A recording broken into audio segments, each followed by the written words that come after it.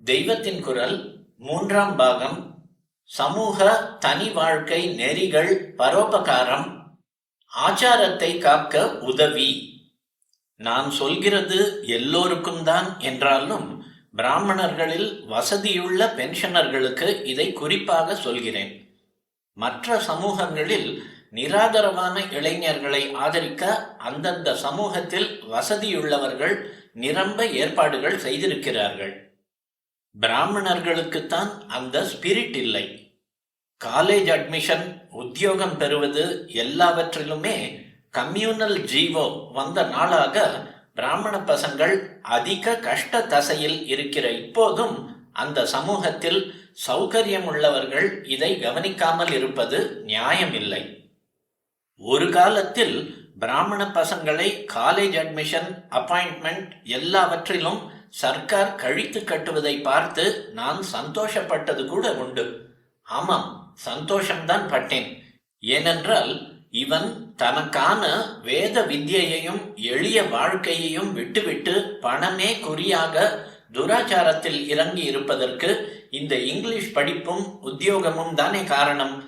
இவனாக இதுகளை விடாவிட்டாலும் மற்றவர்களும் சர்க்காரும் சேர்ந்து இவனுக்கு இதுகள் கிடையாது என்று விரட்டி அடிப்பதால் இப்போதாவது வேறு வழி இல்லை என்று அத்தியாயனத்துக்கு திரும்பி உள்ளதே போதும் என்று திருப்தனாக பிராமண லட்சணப்படி கிராமத்தோடு இருந்து கொண்டு சிம்பிளாக வாழ ஆரம்பிப்பான் அல்லவா என்று மனப்பால் குடித்துத்தான் சந்தோஷப்பட்டேன்.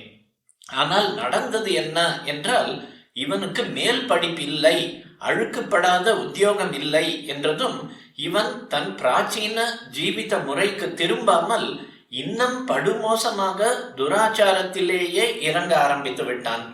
சினிமாவில் சேர்வது, மிலிட்டரியில் சேர்ந்து மது மாம்சாதிகளை சாப்பிடுவது, ஹோட்டலில் சேர்ந்து கொஞ்சம் கூட ஆகார சுத்தம் இல்லாமல் தின்பது என்றெல்லாம் ஆரம்பித்து விட்டான். இதை பார்த்த பின் தான் எனக்கு இதைவிட இவனை வேறு விதத்தில் இங்கிலீஷ் படிப்பும் லௌகிகமான தொழிலும் பெரும்படி பண்ணிவிட்டு அதோடு கூடத்தான் முடிந்த மட்டும் பிராமண தர்மங்களை அனுஷ்டிக்க செய்ய வேண்டும் என்று தோன்றியிருக்கிறது. இதில் தான் பென்ஷனர்களின் சகாயத்தை கேட்கிறேன். முதலில் பிராமணன் தலையில் கை வைத்தது பரவி பரவி இப்போது ஃபார்வர்ட் கம்யூனிட்டிஸ் என்று பெயர் வைக்கப்பட்ட செட்டியார், முதலியார், பிள்ளைமார் என்று ஒவ்வொரு சமூகமாக காலேஜ் அட்மிஷன், சர்க்கார் உத்தியோகம் எல்லாவற்றிலும் பின்னால் தள்ளப்படுவதில் முடிந்திருக்கிறபடியால் இவர்கள் எல்லாரும் எதிர்கால தலைமுறைகள் விஷயத்தில் விழிப்போடு ஏற்பாடு செய்ய வேண்டும். பின்தங்கிய வகுப்பினர் என்பவர்களுக்கும் நம்மால் ஆன சகல உபகாரமும் செய்யத்தான் வேண்டும். பரோபகாரத்தில் மேல் ஜாதி கீழ் ஜாதி என்கிற எண்ணமே தப்பு என்பதுதான் நம் மோட்டோவாக, லட்சிய வாச்சகமாக இருக்க வேண்டுமாயினும் இந்த படிப்பு, உத்தியோகம் ஆகிய விஷயங்களில் சில வகுப்பாருக்கு உரியதையும் புறக்கணித்து சர்க்காரே பிற்பட்ட வகுப்பாருக்கு அதிகப்படி சலுகை காட்டுவதால் தான் இந்த விஷயத்தில் மட்டும் நான் கொஞ்சம் கம்யூனல் பேசிஸில், வகுப்பு அடிப்படையில் பேசியாக வேண்டி இருக்கிறது.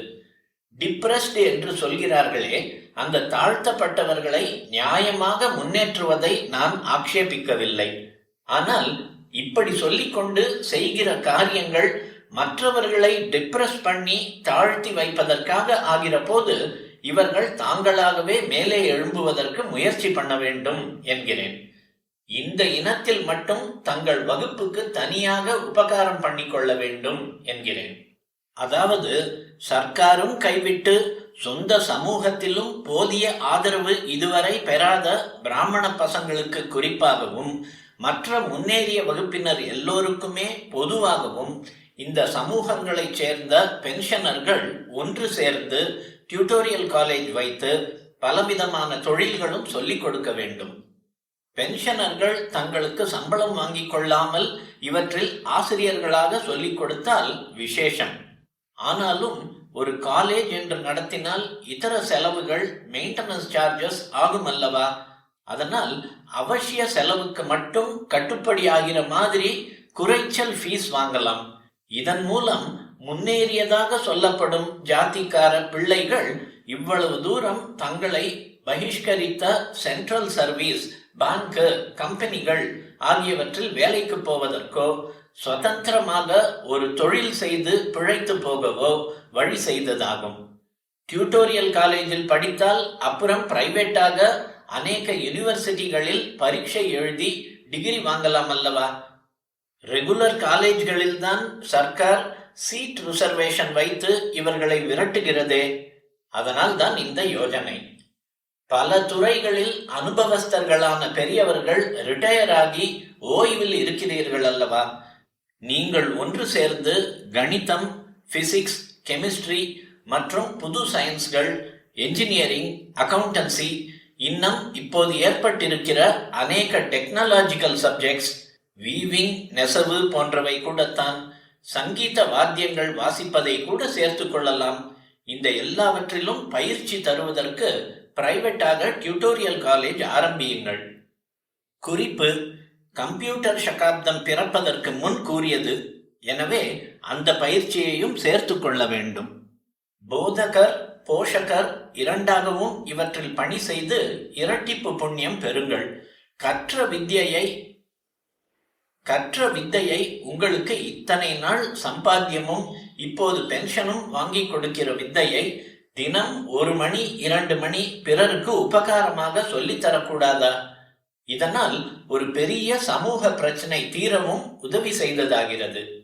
வெறுமனே தொழிலுக்கான படிப்பாக மாத்திரம் இல்லாமல் இந்த டியூட்டோரியல் காலேஜ்களில் அவரவர் குலாச்சார முறைப்படி கொஞ்சம் சமய கல்வியும் அனுஷ்டான போதனையும் கூட கொடுக்கலாம். இந்த சமய கல்வி போதனையில் பிற்பட்ட வகுப்புக்காரர்களுக்கும் முன்னேறிய வகுப்புக்காரர்கள் ஏற்பாடு செய்து தர வேண்டும். சர்க்காரின் ஏற்பாட்டில் அவர்களுக்கு தெய்வ பக்தி உண்டாக்க எதுவும் இல்லை. அது மட்டும் இல்லாமல் அவர்களுக்காக போராடுவதாக சொல்லிக் கொள்கிற நாஸ்திக கட்சிகளின் வலையிலும் அவர்கள் விழப்பார்க்கிறார்கள்.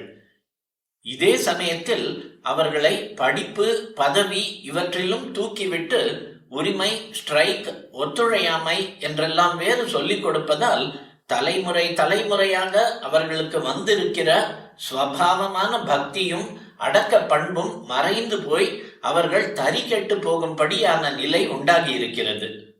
ஆனபடியால் அவர்களையும் தெய்வத்தின் பக்கம் திருப்ப வேண்டிய கடமை ஜன சமுதாயம் முழுவதற்குமே இருக்கிறது. அது ஒரு பக்கம் இருக்கட்டும். இங்கே என்ன சொன்னேன் என்றால், சம வாய்ப்பு இழந்து விட்டவர்களுக்காக வைக்கிற டியூட்டோரியல் காலேஜ்களில் அவரவர் குலாச்சாரப்படி சமய கல்வி அனுஷ்டானங்களையும் போதிக்கலாம் என்பது. இப்போது லோகம் இருக்கிற இருப்பில் இதை கம்பல்சரியாக பண்ணினால் இம்மாதிரி காலேஜில் சேர வருகிறவர்களே குறைந்து போய்விடுவார்களோ என்று பயமாயிருக்கிறது. ஆனபடியால் இதை ஆப்ஷனலாக வைக்கலாம். கட்டாய பாடமாக இல்லாததாலேயே இதில் என்னதான் இருக்கு பார்ப்போமே என்று பலருக்கு ஆர்வம் ஏற்பட்டு இஷ்ட பாடமாக எடுத்துக்கொள்ளலாம். காலை பருவத்தில் ஆகார சுத்தி இல்லாமல் கண்டபடி சாப்பிட்டு மாணவர்கள் மனஸ் விகாரப்படுவதை தடுப்பதாக இந்த காலேஜ்களில் சாஸ்திர சம்பிரதாயப்படியான ஹாஸ்டல்களும் வைக்கலாம். ஆகார சுத்தி ஆத்ம சுத்திக்கே அஸ்திவாரம் மாதிரி. அது இப்போது ரொம்பவும் சீர்கெட்டு போயிருக்கிறது. கண்டதை தின்பதற்கு கண்ட இடமெல்லாம் ஹோட்டல் மயமாய் இருக்கிறது. முன்னே ஹோட்டல் என்பதே என்னவென்று நம் சமூகத்துக்கு தெரியாது. ஹோட்டல் வைத்து காசு வாங்கி கொண்டு அன்ன விக்கிரயணம் செய்வது, உணவை விற்பது நம் சாஸ்திரப்படி பாபமே ஆகும்.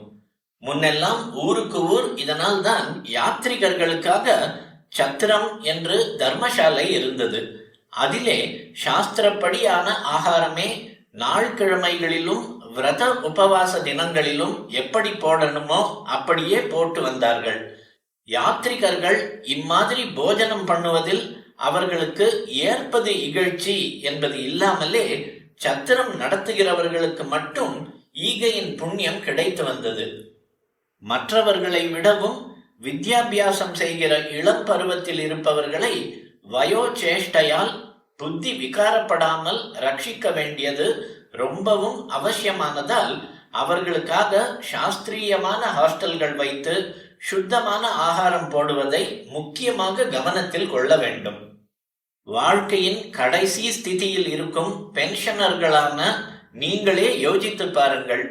எத்தனையோ 1000 வருஷமாக நம் பெரியோர்கள் ரட்சித்து கொடுத்த ஆச்சார ஆகார சுத்திகள் இன்னவென்றே தெரியாமல் இளந்தலைமுறையினரால் தாரை வார்க்கப்பட விடலாமா? விடக்கூடாது என்றால் யாரை கொண்டு இதை பண்ணுவது? ராஜாதான் முன்காலங்களில் தர்ம ரட்சணத்தை கவனித்துக் கொண்டது. ஆனால் இப்போதுள்ள சர்க்காரை கொண்டு ஆச்சார அபிவிருத்திக்கு ரூல் போட பண்ண நினைப்பதே பரிகாசம் அல்லவா? நேராக இந்த ஆச்சாரங்களை தாங்களே நாசம் பண்ணுவதோ அல்லது பிறர் நாசம் பண்ணும் போதாவது ஆஹா என்று வேடிக்கை பார்த்து கொண்டு இருப்பதோதான் நம் தேசத்தில் முற்போக்குக்காரர்களின் கொள்கையாக இருக்கிறது. அவர்களை மீறி நம்முடைய செக்யூலர் ராஜாங்கமும் போகாது. ஆகையால் நம்முடைய புராதன தர்மங்களை காப்பாற்ற நாமேதான் ஆனதை செய்ய வேண்டும். எனவே உங்களில் கற்றறிந்து அநேக இடங்களில் நல்ல பதவிகள் வகித்து ஓரளவு செல்வமும் செல்வாக்கும் பெற்று தற்போது நிறைய சாவகாசம் பெற்றுள்ள பென்ஷனர்களான பெரியோர்களே இந்த விஷயத்தில் தங்களால் இயன்ற பொறுப்பை எடுத்துக்கொள்ள வேண்டும்.